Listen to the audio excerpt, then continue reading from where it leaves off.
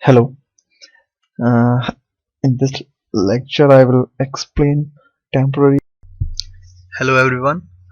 In this video, we will see working of zone routing protocol, which is used in mobile ad hoc network, and this is also a hybrid routing protocol which uses proactive and reactive both kind of protocols. So in mobile ad hoc network, we are having two categories of routing protocol. One is proactive routing protocol, another is reactive routing protocols. So in proactive routing protocols, these routing protocol actually start accumulating information about route to every node in network in advance. And in reactive routing protocols, whenever a node needs a route, in that case these routing protocol start searching for the route. So these routing protocol actually having some pros and cons. So proactive routing protocols, we can say it start working in advance and route for every node immediately available, because they as long as soon as a node at, attach itself to a network, it start accumulating information about the network, every route. So whenever in future a node wants to send a data, that route is already available. And the problem with this one, uh, accumulated route may be stale, that is not correct information.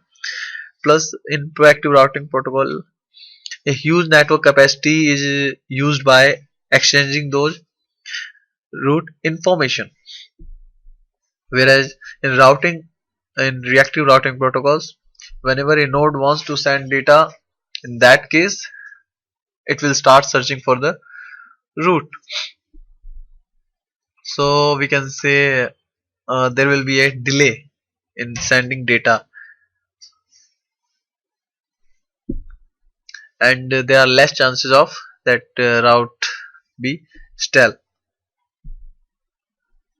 So zone routing protocol uses best part of proactive and reactive routing, and instead of using flood search for querying route, which are used in reactive routing protocol, whenever they need to search any route, they send route query packet to every node in network. They broadcast this packet, but zone routing protocol, they don't broadcast in entire network. And proactive routing protocol, this routing protocol is only used in local neighborhood. JRP actually concentrate if there is any change in network, that change actually will affect only in the neighborhood. There won't be any effect of that change on the other end of the network. So in zone routing protocol, our network is actually divided into zones. So first we will see how that zone criteria is defined, how a network will be divided into zone. So there is a metric that is known as zone radius. So this zone radius actually will specify distance that which node can be inside zone. So let's take an example. Let's say we are having a zone radius of 2, and in network every node is having its own zone, and that node will be considered center of the zone. So here we want to see what is the zone for node A, and we are considering zone radius 2. So what we have to do, we have to see distance for every node from node A. So if we see distance of C from node A is 1 hop, so this distance actually will be number of hops. Node D will be having 2 hop away, node G will be having is 3 hops away, and so on. So here if we can see, if we try to reach node E from this way, it will be 3, but if we try to reach node E from this way, it will be 2. So in case of multiple distance, we will select minimum. So finally we got the distance for every node. Now what we have to do, among these nodes, all nodes which distance is less than or equal to zone radius, those node will be inside the zone of node A. So here we can say these are the nodes which are inside zone of node A, and node A will be known as center of this zone. In similar way, A zone for node F can be calculated. Now there is one more definition which is peripheral node. So when we define a zone for a node, all these nodes are having distance. So what we have to do in order to find out peripheral nodes, select nodes which are having distance equal to zone radius. So node D is having distance 2 which is equal to zone radius, F is also having 2, E also having 2. So these three nodes are known as peripheral nodes. Now we will see how zone routing protocol works. So for every node, a zone will be specified. In that zone, only proactive routing protocol is used. So inside a zone, every node will be having a route for another node, and this is also termed as intra-zone routing protocol. So proactive routing protocol used inside zone.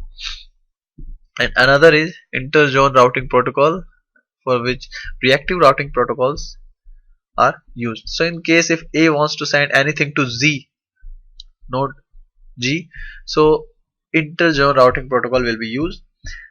In case if node A wants to send anything to node F, intra-zone routing protocol will be used. So here we will see the working of zone routing protocol.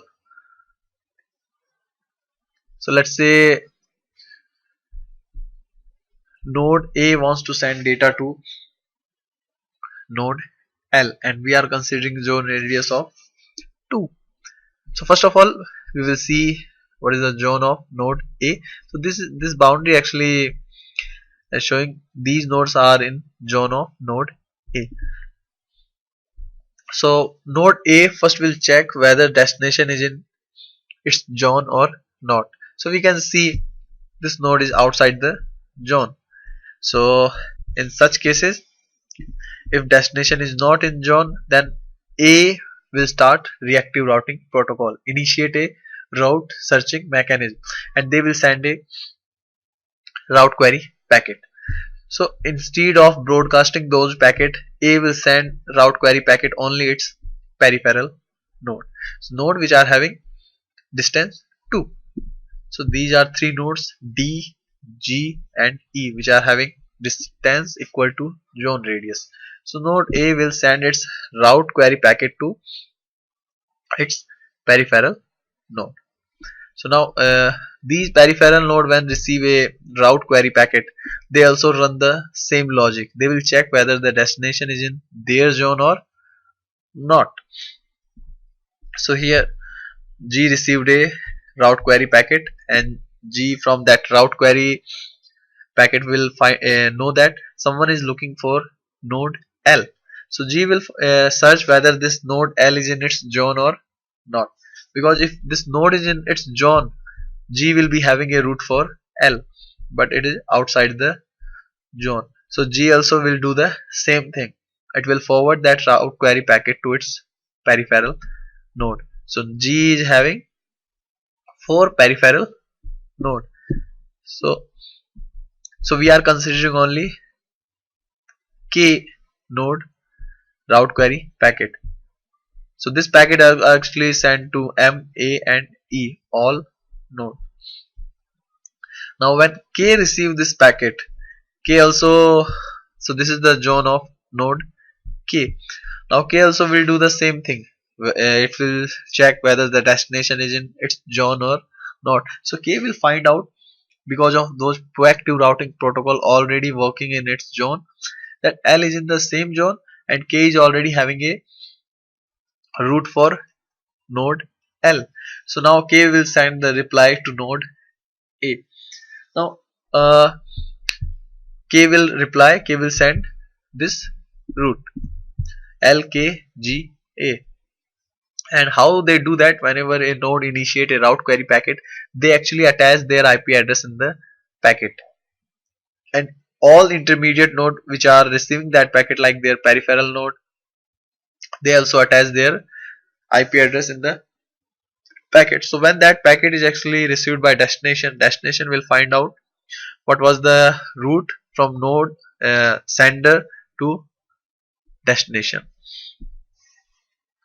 So these are some point about Join routing protocol. Route accumulation process, which we have already discussed.